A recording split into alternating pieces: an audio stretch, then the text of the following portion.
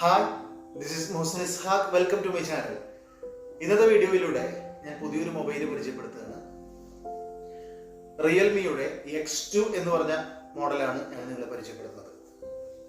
8GB റാമും 128GB internal മെമ്മറിയാണ് ഈ ഫോണിന്റെ ഏറ്റവും വലിയ പ്രത്യേകത. 20,999 രൂപയാണ് ഫ്ലിപ്കാർട്ടിൽ ഇതിന്റെ വില. അപ്പോൾ നമുക്ക് അൺബോക്സ് ചെയ്ത് നോക്കാം. അപ്പോൾ ഇതാണ് റിയൽമി X2ന്റെ ബോക്സ്. 64 മെഗാപിക്സൽ പെർഫോമൻസ് എക്സ്പെർട്ട്, അതുപോലെ തന്നെ സ്നാപ്ഡ്രാഗൺ 730G പ്രൊസറാണ് ഉപയോഗിച്ചിരിക്കുന്നത്.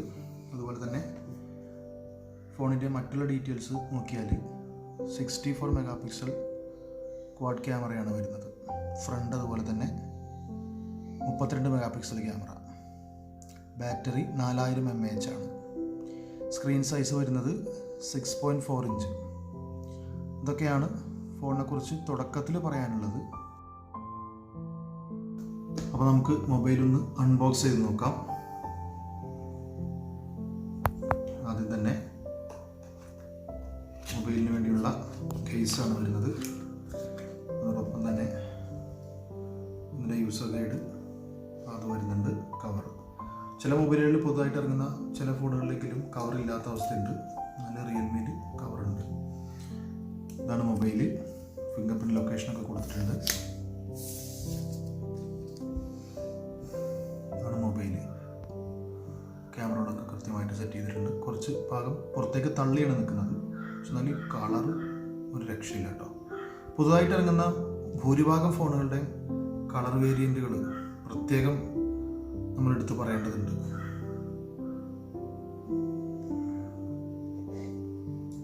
അതോടൊപ്പം പിന്നീട്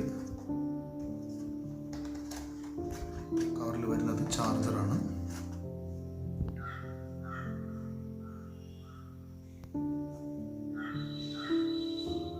ചാർജറിൻ്റെ കേബിളും ഇതിനകത്ത് തന്നെയുണ്ട്. അതുപോലെ തന്നെ സിം ഇജക്ട് ചെയ്യാൻ വേണ്ടിയുള്ള പിന്നും ഇതോടൊപ്പമുണ്ട്. ഇത്രയുമാണ് ഫോണിൻ്റെ അകത്ത് ഉള്ളത്. അപ്പോൾ അത്രയുമാണ് റിയൽമിയുടെ X2 എന്ന മൊബൈലിനെ കുറിച്ച് തുടക്കത്തിൽ നിങ്ങളോട് പറയാനുള്ളത്. 20,000 രൂപ റേഞ്ചിൽ വരുന്ന അത്യാവശ്യം നല്ല മൊബൈൽ ഫോണുകളിൽ നമുക്ക് വേണമെങ്കിൽ റിയൽമി X2നെ ഉൾപ്പെടുത്താവുന്നതാണ്. കാരണം 8GB ആണ് റാമൊക്കെ വന്നത്. ബാക്കിയുള്ള ഒരുവിധം ഫോണുകൾ ഒരു 6GB ആ ഒരു റേഞ്ചിലാണ് വരുന്നത്.